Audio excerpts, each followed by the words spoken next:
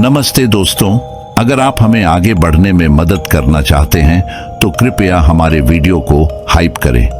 यह बिल्कुल मुफ्त है और इसमें कोई पैसा नहीं लगेगा। आपका हाइप हमें नए दर्शकों तक पहुंचने में बहुत मदद करेगा। और हाँ, अपना नाम और आप कहां से यह वीडियो देख रहे हैं जरूर कमेंट में लिखें। हमें बहुत अच्छा लगेगा आप सबसे जुड़ना। आपके प्यार और समर्थन के लिए धन्यवाद।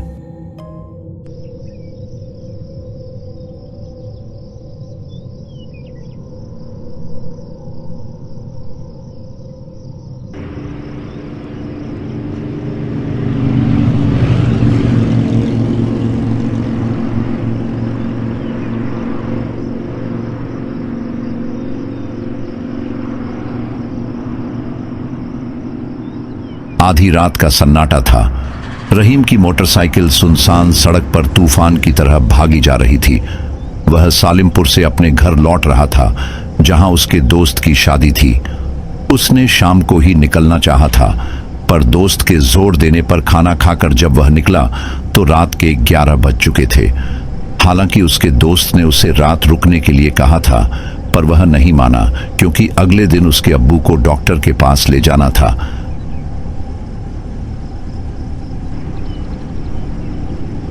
अगर ये जगह पार हो गई तो फिर कोई डर नहीं रहेगा।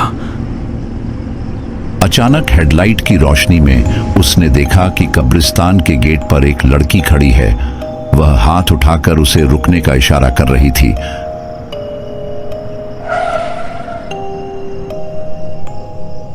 इतनी रात को यहां क्या कर रही है ये लड़की?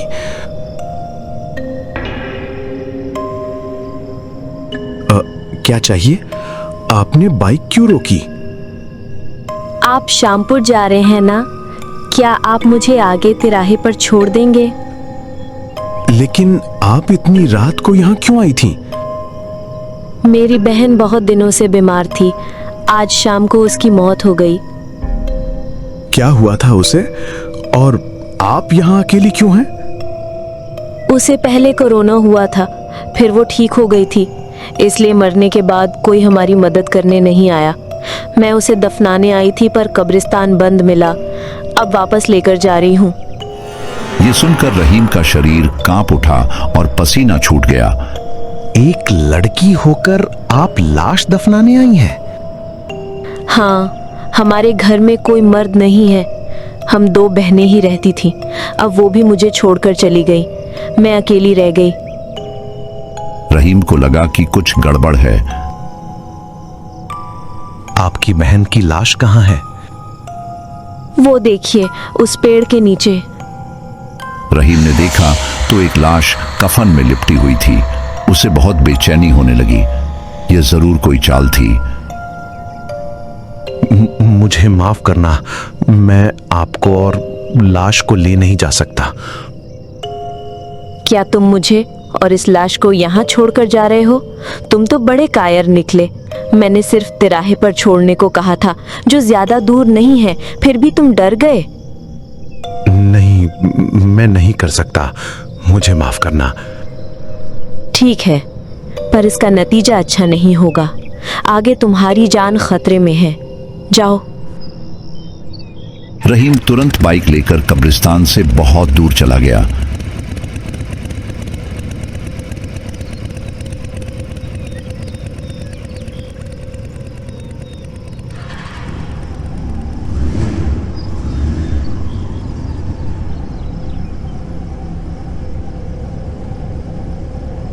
क्या मैंने सही किया? वो बेचारी मुसीबत में थी। शायद मुझे उसे छोड़ देना चाहिए था।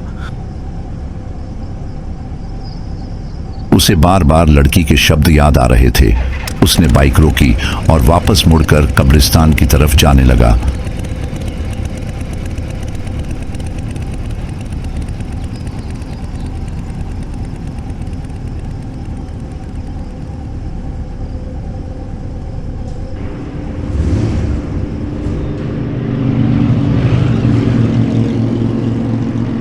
उसने देखा वह लड़की अभी भी वहीं खड़ी थी।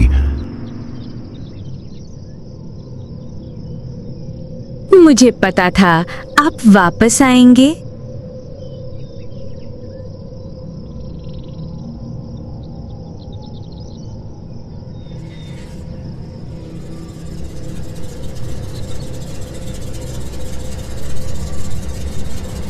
तभी एक एम्बुलेंस वहां रुकी।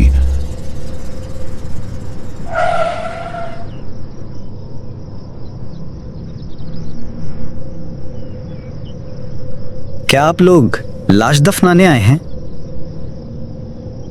हाँ, हमारी लाश दफनानी है। ड्राइवर ने फातिमा की तरफ देखा, फिर बोला, ठीक है, हम मदद करते हैं। नहीं नहीं, किसी की मदद नहीं चाहिए, मैं खुद कर लूंगी।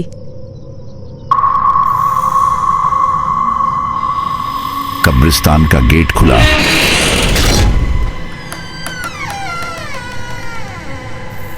और फातिमा अकेले ही लाश को गोद में उठाकर अंदर चली गई, किसी को हाथ भी नहीं लगाने दिया।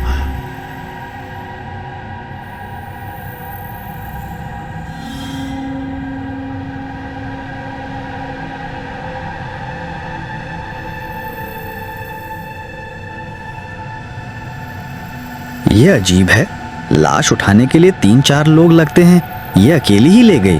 कुछ तो गड़बड़ है।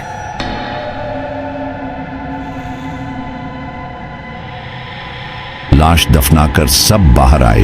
एम्बुलेंस चली गई।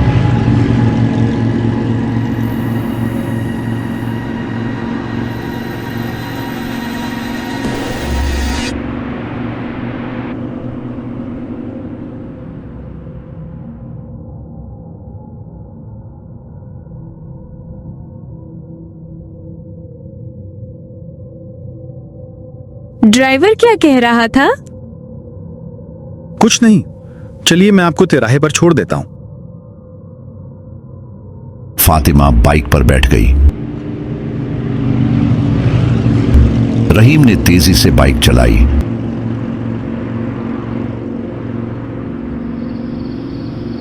तिराहा आया।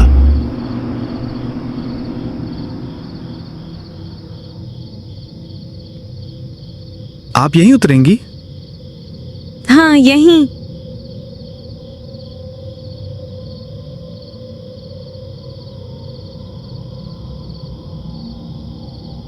यहां तो कोई घर नहीं है। आपका घर कितनी दूर है? थोड़ा पैदल चलना पड़ेगा।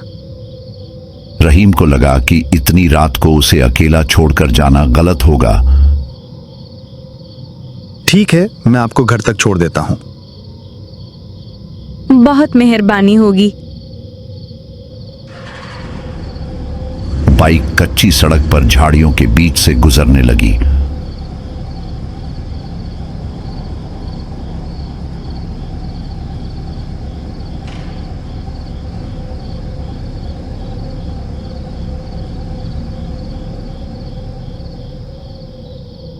थोड़ी दूर जाकर एक छोटी सी झोपड़ी दिखाई दी।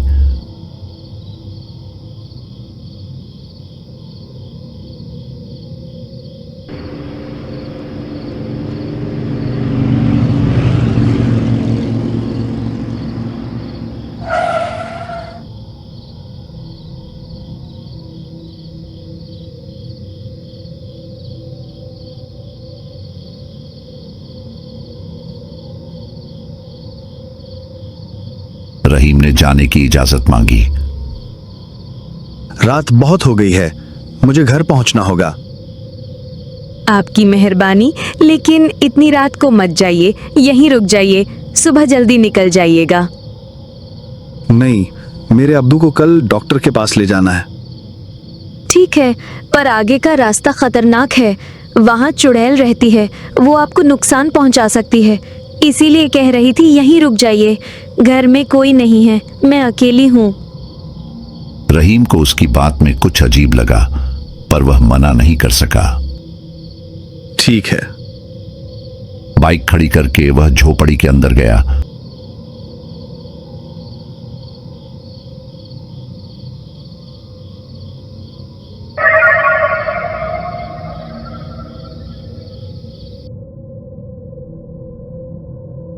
वाह, आपका घर बहुत सुंदर है। बस ऐसे ही, काम नहीं होता तो साफ सफाई कर लेती हूँ। मेरा नाम फातिमा है। मेरा नाम रहीम है। अच्छा नाम है, आप बैठिए, मैं चाय लाती हूँ। वह दूसरे कमरे में चली गई। रहीम को फातिमा की बातें, उसकी बहन की मौत और इस झोंपड़ी में उसका अकेले रहना सब रहस्यमय लग रहा था। वह चाय लेकर आई। ये लीजिए चाय, मैं आपके लिए बिस्तर लगा देती हूँ। पर तुम कहां सोओगी? कमरा तो एक ही है। आप चिंता मत कीजिए, मैं रसोई में सो जाऊंगी। नहीं, मैं बरामदे में सो जाता हूं, तुम यहां सो जाओ।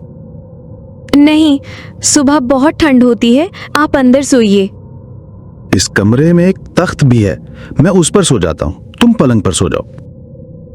ठीक है। रहीम तख्त पर लेट गया। फातिमा लाइट बंद करके बाहर चली गई। रहीम चुपचाप लेटा रहा। मन में हजारों सवाल थे। क्या यहां रुकना सही है? मैं एक अनजान लड़की के साथ क्यों रुक गया? करीब 1 घंटे बाद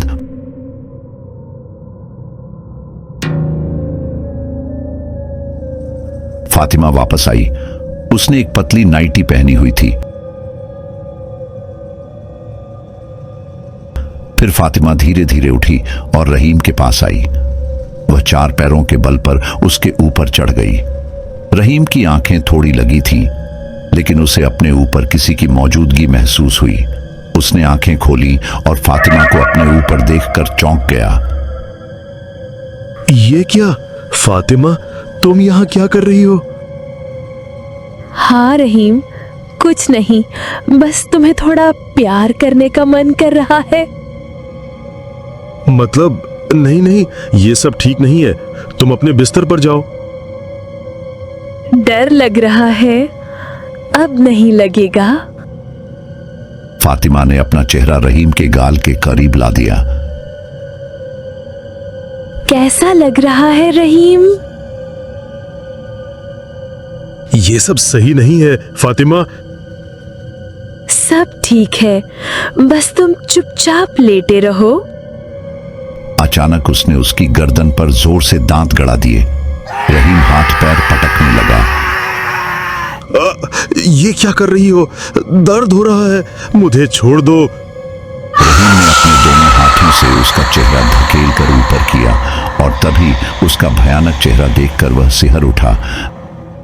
ये तुम कौन हो? तुम फातिमा नहीं हो, कौन हो? मैं फातिमा ही हूँ। अभी थोड़ी देर पहले ही तो फातिमा का प्यार ले रहा था, भूल गया क्या? मैं चुड़ैल हूँ, मैं इस इलाके में घूमती हूँ। चुड़ैल, मुझे छोड़ दो, मैंने तुम्हारा क्या बिगाड़ा है? बिगाड़ा? तू मुझे बहुत अच्छा लगा, इसलिए तुझे अपना साथी बनाना चाहती हूँ। तुझे मारने के बाद हम इस इलाके के राजा रानी बनकर रहेंगे। नहीं, मुझे छोड़ दो। रहीम ने दोनों हाथों से उसे धकेल दिया। बेशरम चुड़ैल, दूर हट मुझसे। सीधी तरह से नहीं सुना? अब देख। रहीम दरवाजा खोलकर भागने ही वाला था। उसने देखा कि वह वही सफेद कफन में लिपटी हुई लाश थी। ये वही लाश है, यहाँ कैसे आई? अल्लाह, मुझे बचाओ। रहीम, कहाँ जा रहे हो? मुझे अकेला छोड़कर। मुझे भी अपने साथ ले चलो, नहीं तो ये चुड़ैल मुझे मार डालेगी। फातिमा, फातिमा। तभी उसे याद आया कि यह उस चुड़ैल का माया जाल है। नहीं, ये फातिमा नहीं है, ये जरूर चुड़ैल है।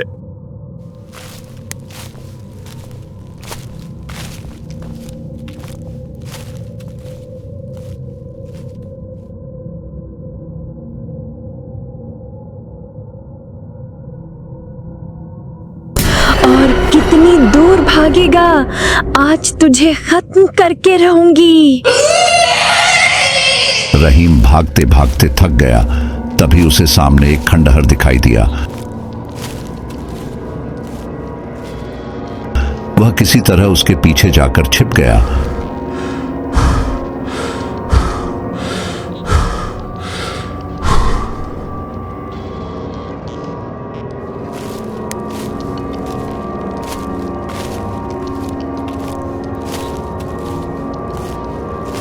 हाँ, मुझे पता है तू यही कहीं छिपा है। बाहर आ, मेरे पास आ।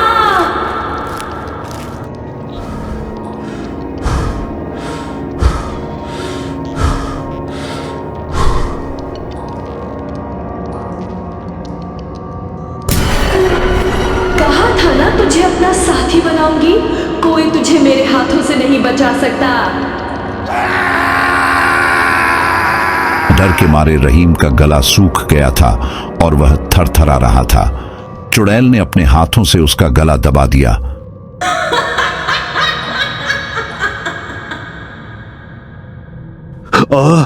छोड़ दो, मैं मरना नहीं चाहता।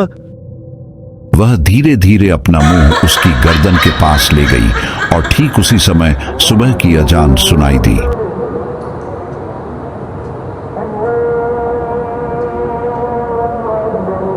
चुड़ैल झल्लाकर उसे फेंक देती है। रहीम का सिर दीवार से टकराया। जा, तेरी किस्मत अच्छी है, नहीं तो आज तुझे खत्म कर देती। मैं इस आवाज को बर्दाश्त नहीं कर सकती। अचानक चुड़ैल हवा में गायब हो गई। सिर में चोट लगने की वजह से रहीम बेहोश होकर वहीं गिर पड़ा। सुबह कुछ गांव वाले खेतों में काम करने जा रहे थे।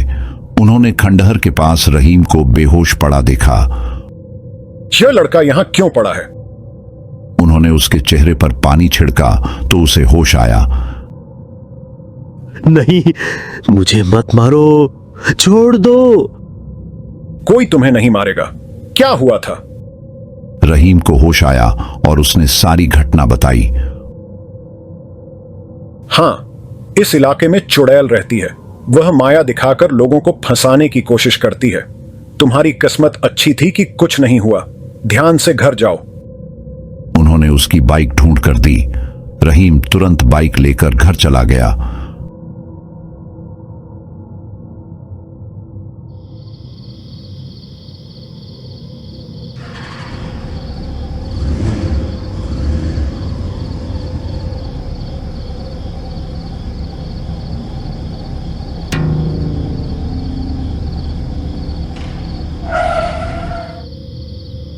अब कौन है? इतनी रात को यहाँ क्या कर रही हैं? मैं फातिमा हूँ। मैं अपने पति की लाश दफनाने आई थी, अब घर जा रही हूँ। आप शामपुर से जाएंगे? अगर आप मुझे तिराहे पर छोड़ दें तो बहुत मेहरबानी होगी। आप अकेले क्यों आई थी? हमारे घर में और कोई नहीं है। ठीक है, अब बैठिए, मैं आपको छोड़ देता हूँ।